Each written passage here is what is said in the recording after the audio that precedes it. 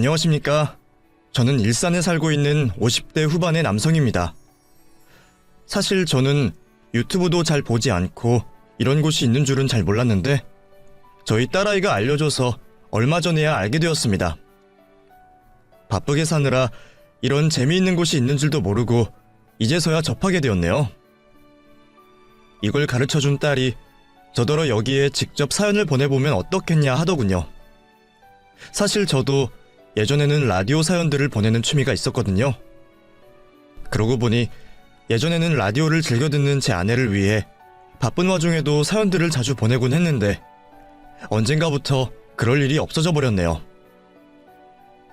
저는 사실 고아로 태어나서 부모 얼굴 한 번 본 적 없이 자란 사람입니다. 태어나자마자 고아원 앞에 버려져서 이름도 없이 거둬졌다더군요. 시작부터 기구한 제 팔자였지만 얼굴도 모르는 부모를 원망만 하고 살 순 없었습니다. 사실 제가 겪어보니까 그래요. 부모를 탓하고 미워하는 것도 일면식이라도 있어야 하는 거지. 저처럼 부모라는 존재조차 모르는 사람들은 미워할 대상이 아예 없는 것이거든요. 그래서 그런 건지 어려서부터 저는 자책을 참 많이 했습니다. 속상하고 안 좋은 일이 있어도 누구를 나무랄 수 없으니 그저 제 스스로를 탓할 수밖에 없었습니다. 내가 고아인 것도 다 내 탓이다. 내게 기회가 없는 것도 다 내가 모자라서 그런 거다 생각하며 지냈죠. 힘든 와중에도 열심히 살면서 꿈을 펼치는 사람들도 있는 반면 저는 자기 혐오에 빠져 노력해볼 생각도 못하고 나이만 먹었습니다. 돈도 없는데 대학도 못 갈 것을 공부해봐야 뭘 하나 싶었고 꿈이라고 꿔봤자 이룰 수도 없다 싶어서 꿈도 가져보질 못했네요. 꿈꾸는 데에는 돈이 드는 것도 아닌데 뭐가 그리 마음에 걸렸던 건지 돌이켜 생각해보면 저는 정말 비겁한 겁쟁이였던 것 같습니다. 솔직히 말하면 계속 버림받고 포기당하면서 상처를 받는 게 너무 싫었어요. 어차피 바라지 않고 원하지 않으면 더 이상 속상할 일도 없을 텐데 내가 무엇 때문에 스스로 상처받는 일을 해야 하나 싶었으니까요. 그게 얼마나 바보 같은 생각인지 저는 너무 늦게 깨닫고 말았습니다. 그렇게 저는 혼자서 고립되어가며 꿈도 목표도 없는 젊은이가 되었습니다. 성인이 되면 시설을 떠나야 했기에 당장 먹고 살 궁리를 하며 일을 구해야 했지만 그것도 다 굶어 죽기 싫었을 뿐 뭔가를 하고 싶다는 생각은 없었죠. 그냥 연명하듯이 하루 벌어 하루 먹고 사는 것. 그게 20대의 제 모습이었습니다. 열심히 살아가는 다른 사람들이 본다면 얼마나 못난 모습이었을까요? 그랬던 제가 한 여자를 만나고 모든 것이 바뀌게 되었습니다. 사실 그 사람은 제가 감히 거들떠도 보지 못할 위치의 사람이었습니다. 음대 출신의 부잣집 딸이었던 그녀는 공사판 먼지밥을 먹는 저와는 애초에 인연이 될 만한 사람이 아니었죠. 근데 사람 인연이 어떻게 그런지 친구를 따라 억지로 끌려간 성당에서 고운 목소리로 찬송을 부르는 그녀를 보게 되었고 그녀를 처음 보자마자 한눈에 반해버린 저는 그날 이후 성당을 나가기 시작했고 마음에도 없던 종교활동을 시작하게 되었죠. 그 뒤로 저는 매번 꾸밈없는 제 진심을 전달했고 몇 달의 끈질긴 구애 끝에 그녀 역시 제 마음을 받아주게 되었습니다. 그렇게 사랑을 쟁취해낸 저는 그녀와 아름다운 시간들을 보내게 되었고 진지한 만남을 이어가며 결혼을 약속하게 되었습니다. 하지만 결혼 허락을 받기란 쉽지가 않았습니다. 처갓집에서는 제 얼굴도 봐주지 않으셨으니까요. 사실 저도 단번에 허락을 받을 생각은 하지도 않았습니다. 그 사람은 부잣집에서 고생 한번 모르고 자란 무남동녀 외동딸이었고 저는 애미애비도 모르는 공사판 무지랭이였으니까요. 그 집에서는 저희를 갈라놓겠다고 별의별 수를 다 쓰셨습니다. 제 일자리를 뺏어가 버리시고 신앙심 깊던 따님을 성당에도 나가지 못하게 하셨죠. 집에 감금이라도 시키듯 옴짝달싹 못하게 하시며 어떻게라도 저희를 멀어지게 하려 애를 쓰셨습니다. 하지만 저희는 겨우 그 정도로 헤어질 사이가 아니었어요. 그런 정도로 포기할 수준이었으면 애초에 결혼까지 고민하지도 않았을 겁니다. 저는 처음으로 욕심을 낼 만큼 그 사람을 너무나 사랑했고 그녀 역시 가진 것을 버릴 만큼 저를 사랑했습니다. 하지만 그런 저희의 마음은 안중에도 없으신지 처가댁에서는 끝내 저희를 반대하셨습니다. 죽겠다고 발악하는 아내의 절규 앞에서도 눈 하나 깜짝하지 않으셨죠. 결국 아내는 집을 나왔고 저희는 부모님의 눈을 피해 둘이서만 결혼식을 올리게 되었습니다. 끝까지 허락을 받아내고 싶었고 저도 사위로서 인정받고 싶었지만 제가 아무리 노력하고 사정을 해도 저를 인정해주지 않으셨네요. 저는 다른 것보다도 아내에게 너무나 미안했습니다. 여태 부모님과 큰 문제 없이 잘 지내왔을 텐데 괜히 나 같은 놈을 만나서 부모와 인연도 끊고 모두의 축복을 받아야 할 결혼식마저 소리 소문 없이 치러야 했으니까요. 너무 미안하고 속상한 마음에 마지막까지 나를 두고 떠나도 된다고 몇 번이나 물었죠. 하지만 겁쟁이인 저와 달리 그녀는 강인한 사람이었고 다 포기하고서라도 저를 선택해 주었습니다. 저는 끝까지 나를 선택해준 그 사람을 어떻게 해서든 행복하게 해주고 싶었습니다. 할 줄 아는 일이 노가다밖에 없던 저는 아내를 만난 뒤로 더 열심히 살기 시작했어요. 중장비 자격증도 따고 쉴 새 없이 일을 다녔고 전과 비교할 수 없이 바쁘게 살았습니다.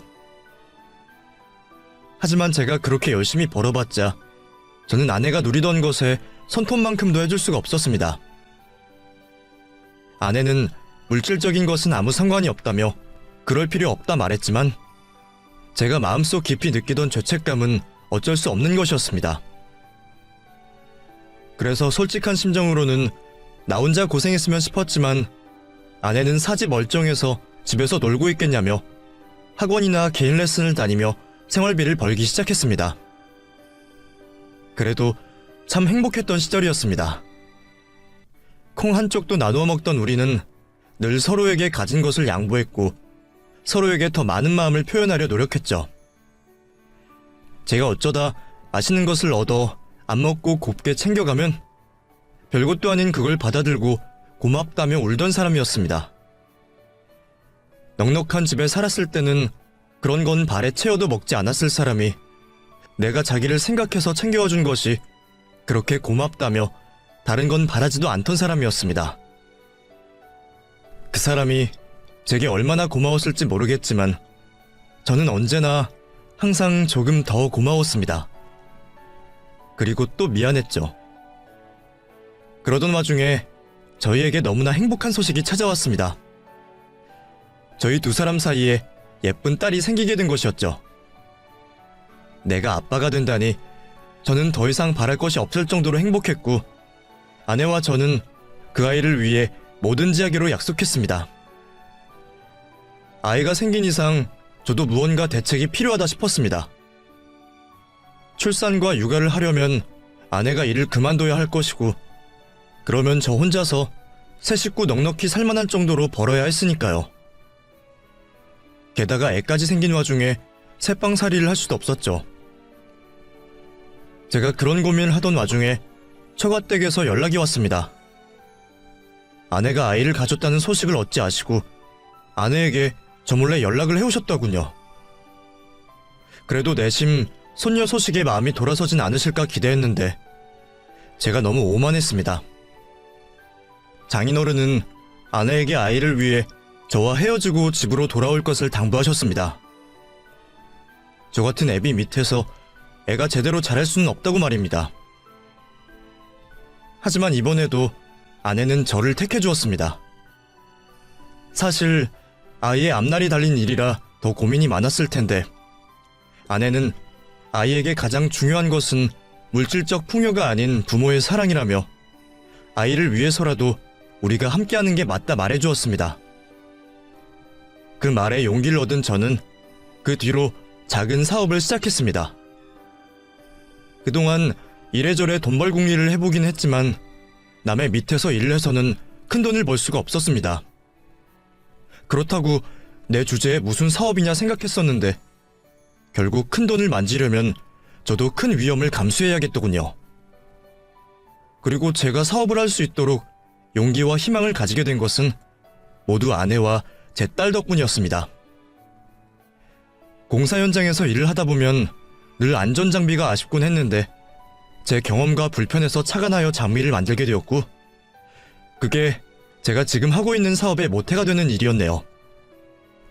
처음에는 작은 창고 하나 얻어다가 아름아름 배워 만들던 저는 현장을 직접 다니며 납품처를 뚫고 다녔고 조금씩 소문이 나기 시작하면서 그 뒤로 사업을 키워 제대로 일을 시작하게 되었습니다.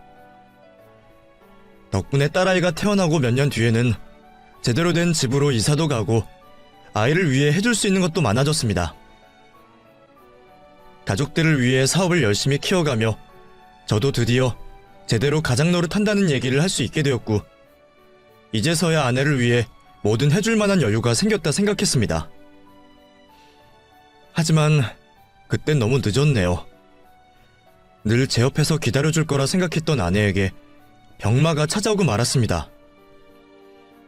아내와 함께 병원을 찾았던 저는 그 상황을 도저히 받아들일 수 없었고 오히려 나를 달래는 아내가 가여워 한참을 울었습니다. 자신이 가장 힘들 그 상황에서도 아내는 끝까지 저와 딸아이 걱정만 했어요. 여보, 이건 우리가 어떻게 할 수 있는 일이 아니야. 그러니까 너무 슬퍼하지 마. 여보, 우리 채윤이 당신 혼자 잘 키울 수 있지? 누구보다 가족을 사랑하고 우리 딸을 아껴주는 사람이잖아. 당신한테 그 많은 짐을 지어서 미안해. 그래도 당신이라면 잘할 거야. 여보, 꼭 우리 딸 지켜줘. 부탁해. 그 뒤로 저는 아내 없이 홀로 딸아이를 키웠습니다.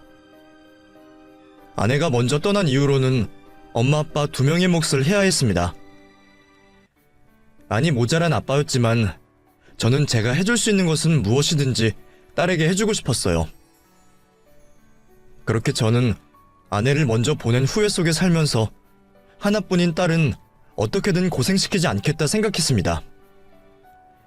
하고 싶다는 거, 갖고 싶다는 거 안 챙겨본 적 없었고 옆에서 늘 든든한 지원군이 되어주고 싶었습니다. 나는 고아라서 부모 사랑은 잘 모르지만 내 아이만큼은 많이 사랑받고 엄마 없이도 제게 위로를 받았으면 좋겠다 생각했네요. 그렇게 예쁘게 자란 딸아이는 사춘기 한 번 없이 착하게 잘 자라 사회인이 되었고 어느새 결혼하겠다는 남자를 집에 데려왔습니다. 언젠가는 그런 날이 올 거라 예상하고 있었지만 아직은 마음의 준비가 되어 있지 않았습니다. 솔직히 세상 누구보다 귀한 내 딸인데 그런 딸이 누구를 데려온들 별로 달갑지 않았죠. 아빠, 인우 씨 정말 좋은 사람이야. 아빠도 분명 좋아할 거야. 그거야 직접 봐야 알겠지. 솔직히 어떤 대단한 놈인들 우리 채윤이한테 부족하지 않겠니? 아빠도 참. 아빠가 아무리 딸바보라지만 인우 씨 학벌도 좋고 사람도 좋고 무엇보다 나를 정말 사랑하고 아껴주는 사람이야. 그러니까 괜히 트집만 잡지 말고 좋게 봐줘. 알았지? 채윤이는 제가 혹시라도 예비 사위에게 못마땅한 말이라도 할까 걱정이었던 모양입니다. 물론 성에 차진 않겠지만 저도 한때 반대당한 입장이라 그런지 딱히 반대를 하거나 흉볼 생각은 없었습니다. 그래도 다행히 사위의 첫인상은 나쁘지 않았습니다. 채윤이 말처럼 반듯한 집에서 잘 자란 자식 같더군요. 괜찮은 학벌에 회사 생활도 열심히 하고 있다니 내 딸 데려가서 굶길 일은 없을 것 같았고 사실 조건으로만 따진다면 흠잡을 구석은 별로 없어 보였습니다. 딸애가 좋다니 애초에 반대할 생각도 없었지만 긴장해서 그런지 예의 바르고 조용한 모습에 그래도 큰 걱정은 하지 않아도 되겠다 싶었죠. 상견례 자리에서 만난 사돈댁도 두 분 다 공무원을 하셨고 자제분들을 잘 키우신 듯 보여 다행이라 생각했습니다. 그렇게 양가의 허락 아래 두 아이 뜻대로 결혼이 순조롭게 진행되어 갔고 저는 딸애에게 제가 해줄 수 있는 모든 것을 해주고 싶었습니다. 사실 딸애는 많은 걸 바라지 않았고 신혼집도 결혼 준비도 지들 힘으로 하겠다 말했지만 요즘 젊은 사람들이 부모 도움 없이 결혼하기가 어디 쉬운 일인가요? 그런데도 딸아이는 한사코 괜찮다며 거절하곤 했어요. 하지만 저도 딸이 고생하는 꼴은 보고 싶지가 않았습니다. 그런데 그때 사위가 저를 찾아와 먼저 도움을 구하더군요. 어머님, 사실 예전부터 채훈이가 결혼은 저희들 힘으로 하자 말했었고 저도 웬만하면 저희들 힘으로 하고 싶은데 요즘 금리도 너무 높고 대출을 받는다고 해도 집을 구하기가 너무 어려워서요. 상황이 제 생각보다 쉽지가 않네요. 저희 형편에 맞는 집들은 하나같이 형편없고 그런 곳에서 채훈이가 잘 지낼 수 있을지 걱정이 되었어요. 저 그래서 말인데 혹시 장인어른이 저희한테 도움을 좀 주실 수 없으실까요? 물론 채훈이한테는 비밀로 하고 말입니다. 애들이 아무리 열심히 살았다고 한들 요즘 사람들이 집값 감당하기 어디 쉽겠습니까? 저도 그게 걱정이었는데 사위가 먼저 도움을 구하더군요. 저야말로 제 딸을 고생시키기 싫었기에 사위의 그 부탁을 흔쾌히 들어주기로 했습니다. 제가 도와줬다고 하면 난리를 칠 게 뻔한지라 사위가 알아서 적당히 둘러대겠다 했죠. 덕분에 아이들은 더 힘들게 발품파지 않고 괜찮은 신혼집을 얻을 수 있었고 그제서야 걱정되던 제 마음도 조금 놓였습니다. 사위가 집 사는데 많이 보탰다고 생각해서 그러는지 처음에는 혼수해준다는 것도 거절하던 딸이 제가 혼수를 넣어주겠다는 말을 굳이 거절하지 않더군요. 그래서 결국 딸아이만 모르게 제가 결혼 준비에 거진다 보태준 셈이 되었습니다. 그렇게라도 해주고 싶은 게 부모들 마음 아니겠습니까? 차라리 처음부터 욕심껏 해달라고 했으면 내가 더 편했을 것을. 채은이는 늘 아빠를 걱정하고 배려하는 그런 딸이었습니다. 저도 그런 착한 딸이 좀 더 욕심을 부리고 행복하기만을 바랬죠. 그렇게 하나뿐인 딸아이를 시집 보낸 뒤로 저는 적적한 일상을 보내게 되었습니다. 딸아이가 출가를 하고 나자 그 빈자리가 너무나 크게 느껴졌던 저는 제 욕심 같아서는 매주 놀러오라 하고 싶었지만 저도 주책맞게 굴고 싶진 않았습니다. 애들도 신혼인데 자기들끼리 재밌어야 하지 않겠습니까? 근데 애들이 우리 집에는 한 달에 한 번쯤 오면서 사돈댁에는 거의 매주 드나든다는 것을 듣고는 저도 기분이 상하더군요. 상황을 보아하니 시댁에서 자꾸 애들을 오라가라 하는 것 같은데 결혼한 지 얼마 안 된 제 딸은 시댁 눈치 보며 매주 그 댁으로 가야 했고 그러다 보니 바쁜 딸아이가 저를 보러 오는 일이 쉽지 않았던 겁니다. 심지어는 사위마저 바쁘다고 혼자 와서는 괜히 내 눈치까지 보는 것을 보고 속상한 마음까지 들었죠. 아빠, 오늘은 나 혼자 왔어. 오빠는 시댁에 갑자기 일이 생겼다고 거기 갔거든. 그래도 아빠는 나만 있으면 되지? 나야 뭐 너만 오면 그만이지만 너는 괜찮은 거 맞냐? 혼자 오느라 괜히 고생한 거 아니야? 고생은 무슨. 오빠가 미안하다고 여기 앞에까지 태워주고 갔어. 아니 여기까지 왔는데 인사도 안 하고 갔어? 안 그래도 오빠는 올란다 그랬는데 급한데 내가 그냥 가라 그랬어. 괜히 왔다 갔다 시간만 잡아먹지 뭘. 딸애가 제 앞에서 사위놈을 애써 감싸려는 게 보이더군요. 그놈이 나를 무시하는 게 문제가 아니라 내 딸이 사위 때문에 내 앞에서 미안해하는 것이 마음에 들지 않았습니다. 마음 같아서는 불러 앉혀놓고 혼이라도 내고 싶었지만 결혼한 지 얼마나 되었다고 장인이 사위 불러다 그럴 수도 없고 사위도 아직은 내가 불편해서 그러는 거겠지 하며 좋은 쪽으로 생각하려 애썼습니다. 하지만 애들이 결혼을 하고 시간이 지날수록 제게 결혼을 허락해달라며 진심으로 애원하던 사위의 모습은 온데간데 없어지고 있었습니다. 내가 편해진 건지 이놈이 은근히 나를 아랫사람 대하듯 하는 게 보이더군요. 아, 내 거 스테이크는 바짝 익혀주세요. 핏기 없게. 아버님, 누가 비싼 스테이크를 그렇게 먹나요? 내가 젊어서 이런 걸 못 먹어봐서 그래. 이래서 고기도 먹어본 놈이 먹는다는 거지. 다양한 시도도 해보고 그러셔야죠. 사업하신다는 분이 그렇게 꽉 막혀 사시면 어쩌려고 그러세요? 에이, 고기 취향 가지고 무슨 그런 말까지 해. 우리 아빠 그래도 신세대야.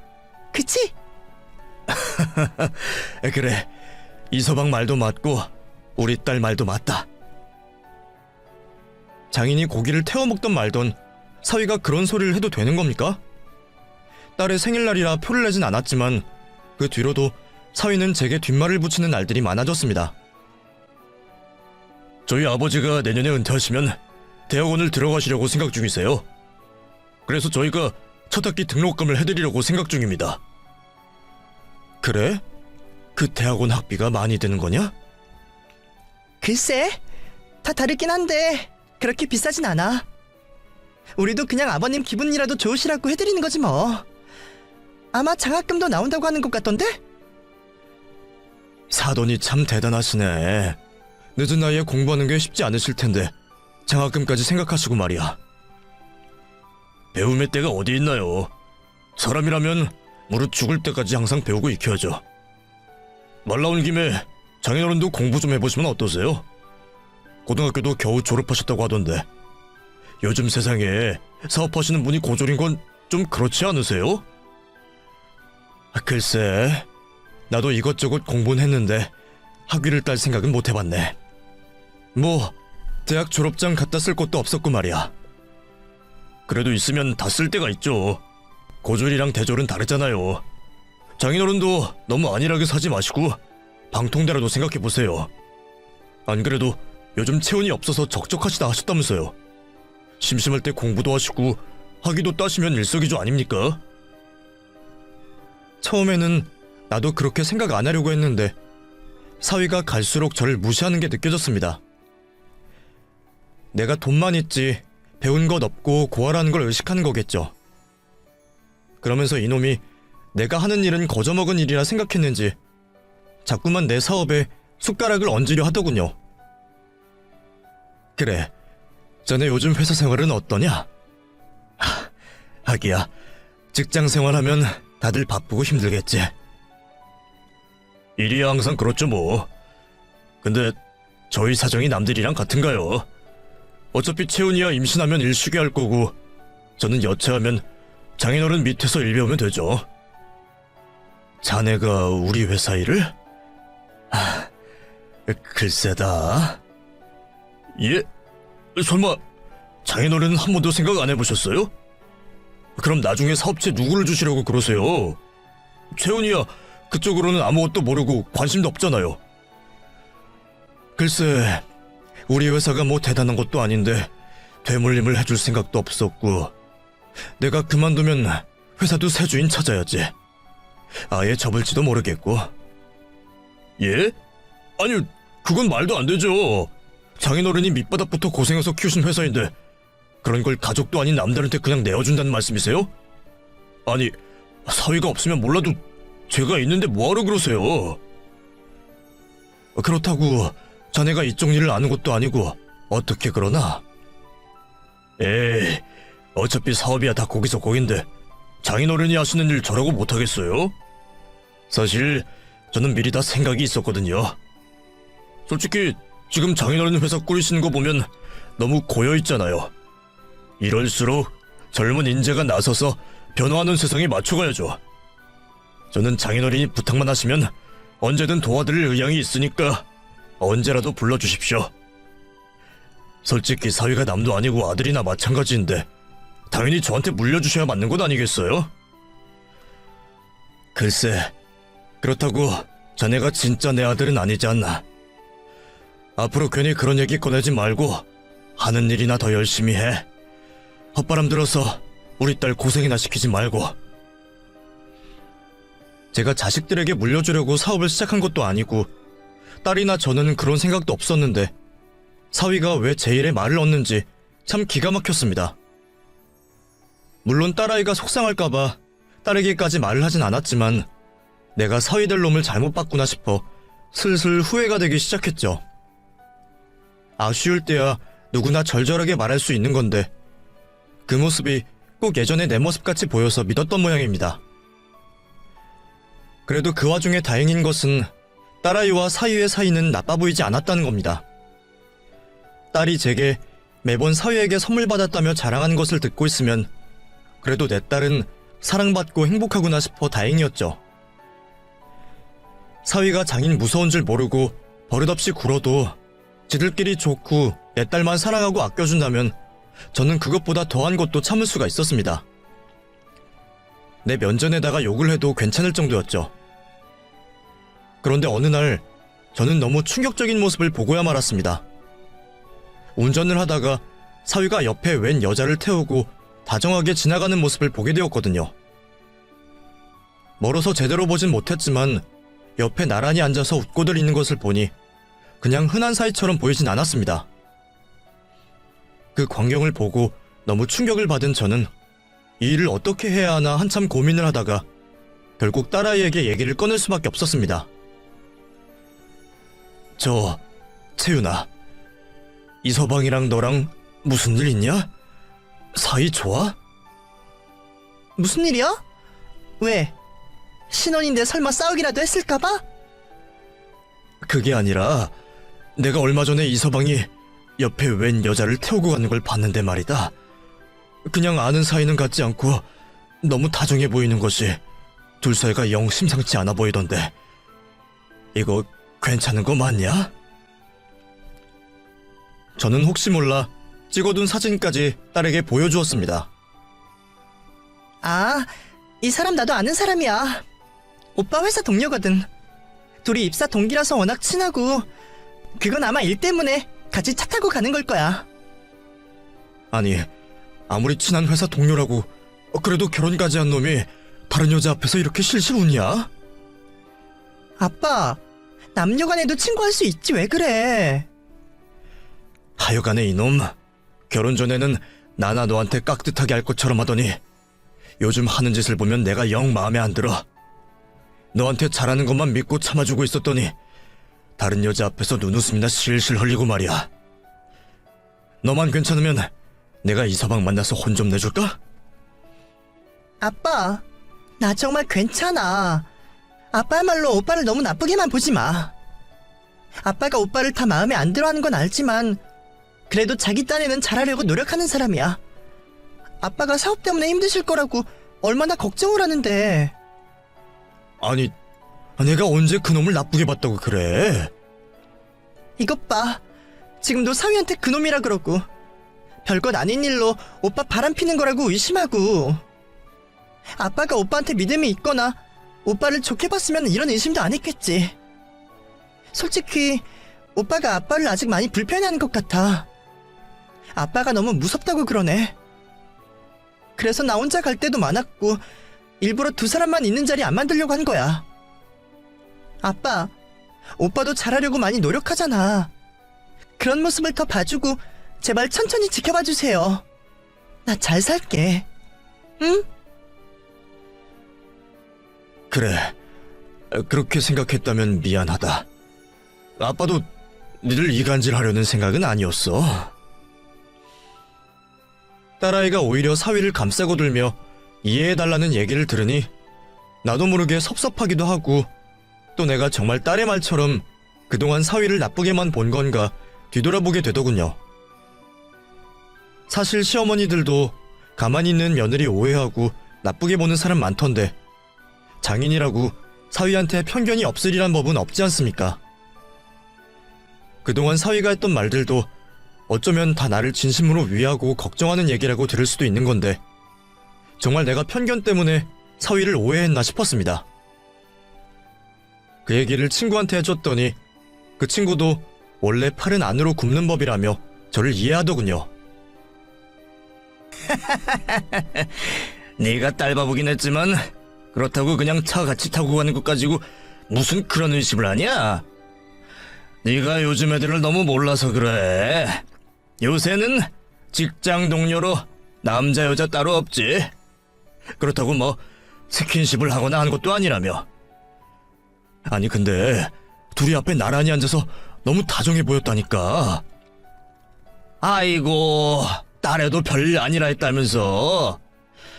내가 보기에는 네가 요즘 너무 예민해서 그래.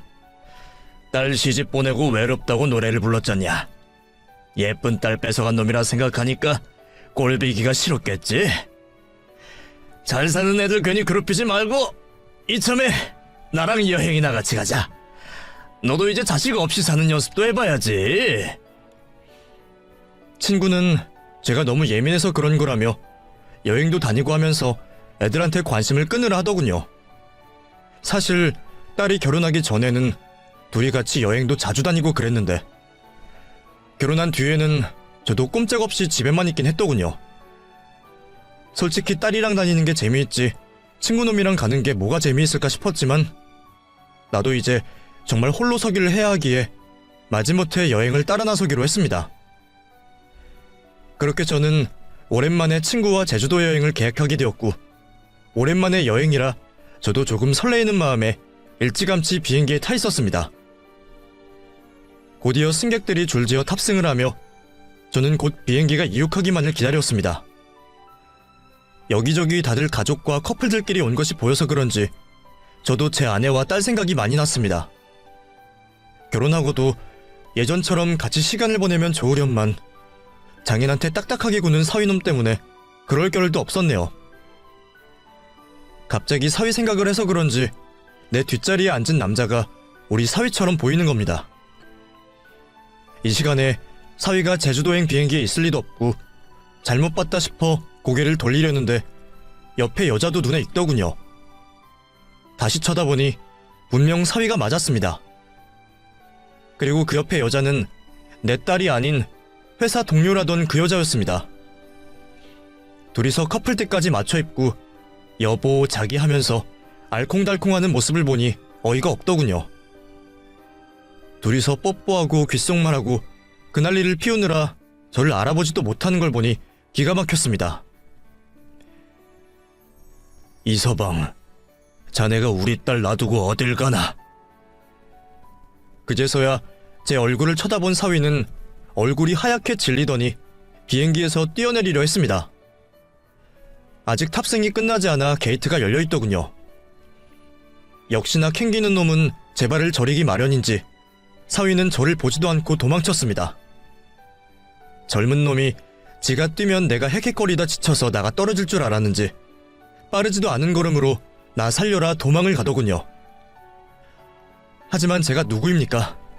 젊어서부터 노가다로 근육을 다져온 제가 사무실에 앉아만 있던 사위놈을 못 쫓아갈 리 없었네요. 얼마 도망도 못 가서 제게 목덜미가 잡힌 그놈은 제게 살려달라 애원을 했습니다. 장인어른, 잘못했습니다. 제발 용서해주세요. 뭘 잘못했다는 거야? 아까 옆에 그 여자는 언제부터 만났고 내 딸 몰래 둘이서 미래 여행이라도 떠나려고 한 건가? 아니, 아주 대놓고 뽀뽀하고 부비고 난리가 났더구만. 잘못했습니다, 장인어른. 내가 그러고 다니라고 내 딸 몰래 큰돈 주고 그동안 그 따위로 구는 거 두고 본 줄 알아? 사위는 거짓말을 할 생각도 없는 건지 순순히 자백을 했고 그 모습에 더 화가 난 저는 그 자리에서 사위의 뺨을 내리쳐버렸습니다. 마음 같아서는 피떡이 되도록 패고 싶었지만 딸에게 그놈의 실체를 보여주기 위해 꼭 참을 수밖에 없었습니다. 저는 그 길로 사위를 데리고 딸에게 찾아갔습니다. 가는 내내 채은이에게만은 제발 비밀로 해달라는 그놈의 얘기를 들으면서 이놈이 정말 제정신인지 궁금하기까지 하더군요. 결혼한 지 얼마나 되었다고 회사 직원이랑 바람이 났는지 그 여자도 이놈도 다들 미친 것 같았습니다. 그런 줄도 모르고 우리 딸은 이런 놈을 감싸고 돌기나 하고 혼자 얼마나 마음고생이 많았을까요? 도착하기 전까지 내내 잘못을 빌던 사위놈은 내 딸 앞에 도착하자 갑자기 안면을 몰수하고 순식간에 말을 바꿔버렸습니다. 채훈아, 내가 이놈을 어디서 만난 줄 아냐? 이놈이 제주도 가는 비행기에 있더구나. 그것도 옆에는 저번에 그 여자랑 같이 말이야. 나를 보더니 도망가는 걸 내가 뒤따라가서 잡아왔다. 잘못한 게 없으면 왜 도망을 가겠어? 내가 그때도 분명 이상하다고 했잖니? 둘이서 커플티까지 맞춰입고 뽀뽀하고 난리가 났는데 이게 그냥 회사 동료 사이에 할 짓이냐? 아니야 여보, 장인어른이 다 오해하신 거야. 회사 워크숍을 가는데 그럼 동료랑 떨어져서 가겠어? 주변이 너무 시끄러워서 귓속말 좀 한 건데 그걸 보고 장인어른이 이러시는 거야. 장인어른이 나를 얼마나 못마땅해 하셨으면 이런 오해를 하실까. 난 정말 억울한데 장인어른이 화가 나셔서 나를 때리기까지 하셨다니까.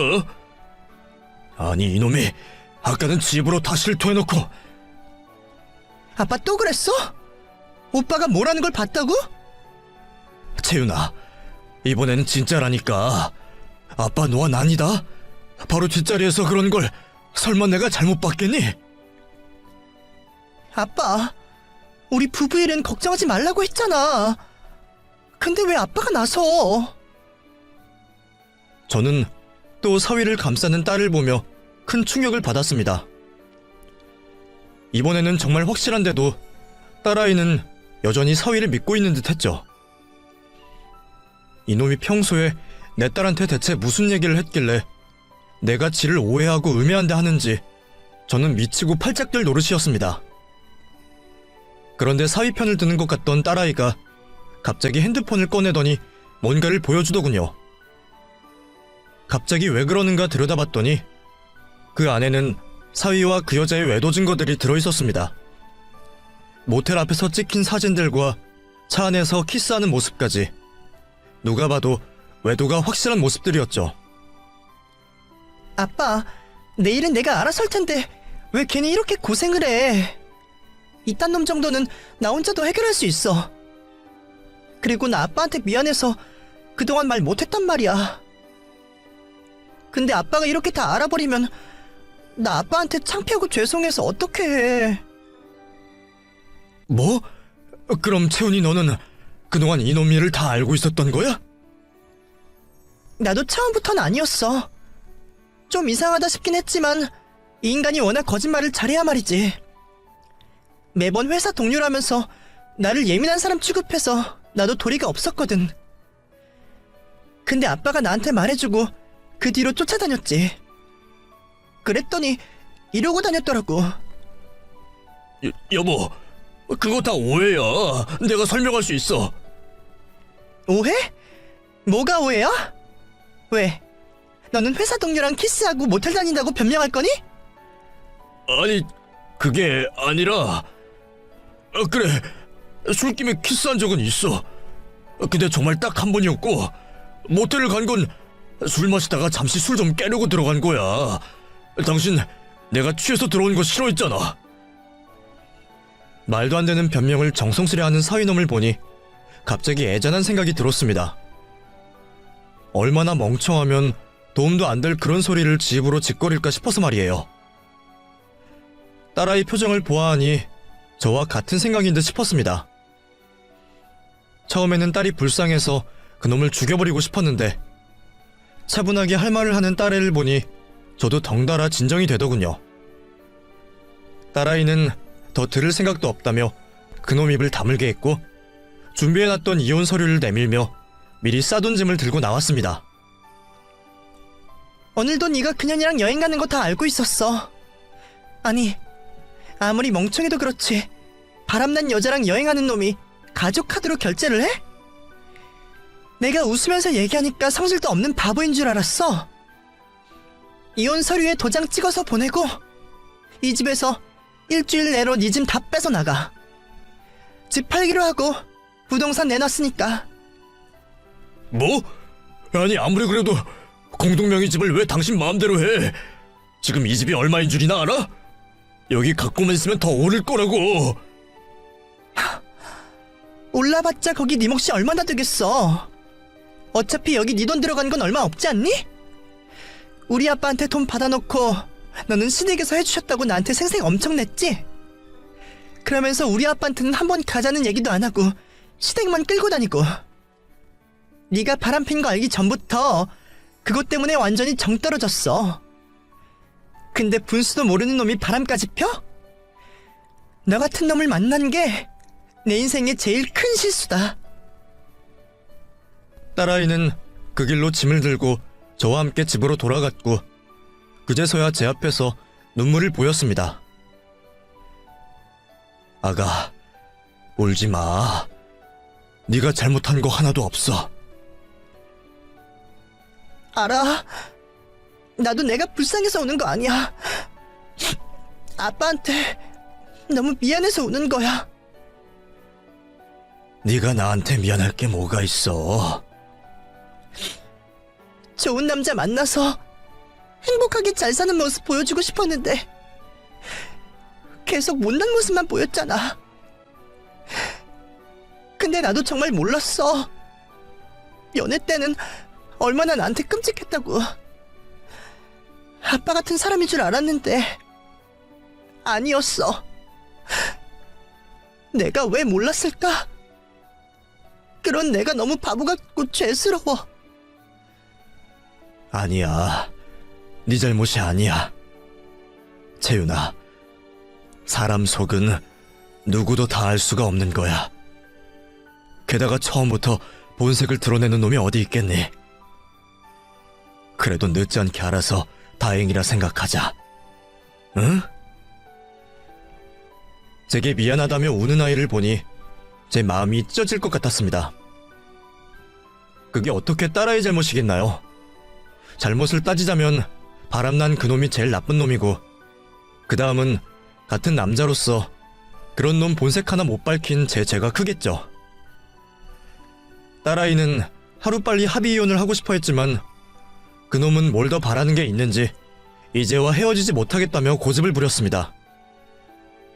결국 참다 못해 터져버린 딸은 사위의 회사로 찾아가 사위와 내연녀의 외도 사실을 퍼뜨려버렸습니다. 한 사무실에서 일하던 그 두 인간은 하루아침에 봉변을 당했고 어찌되었는지 둘 다 퇴사를 하고 헤어졌다 하더군요. 그 뒤로 결국 이혼 소송을 준비하게 되었고 딸은 상간녀와 사위에게 위자료까지 받아내며 사위와 깔끔하게 이혼을 할 수 있게 되었습니다. 괜히 이혼 때문에 상심하는 건 아닌가 했던 제 걱정과 달리 딸아이는 오히려 개운하다며 제 앞에서 웃어 보였죠. 물론 제 걱정 때문에 일부러 더 그러는 거라 생각하긴 했지만 저도 딸아이를 위해 모른 척하고 넘어가기로 했습니다. 원래 억지로라도 웃다 보면 정말 즐거워지는 법이라지 않습니까? 우리도 아무렇지 않아 하다 보면 언젠가는 정말 아무렇지 않아지는 날이 오겠죠. 그 뒤로 딸아이는 이직까지 하며 새 인생을 살기로 마음먹은 듯 보입니다. 지금은 오히려 혼자가 편하다며 저더러 자꾸만 놀아달라 하네요. 솔직히 딸애만 괜찮다면 저는 딸이 어떤 삶을 선택하든 응원해주고 싶습니다. 무슨 일을 하고 누구를 만나든 딸이 행복해야 저도 행복하니 말이죠. 물론 한번 잘못된 실수를 하긴 했지만 사람은 다 실수를 하고 살아가는 법이지 않습니까? 그럼에도 우리에게는 서로가 있으니 어떤 큰일 앞에서도 다시 일어날 수 있을 거라 믿고 있습니다. 그래서 저는 죽는 그날까지 지금처럼 딸에게 든든한 지원군이 되어주려 합니다. 들어주신 여러분들 모두 감사드리고 행복하시기를 빌겠습니다.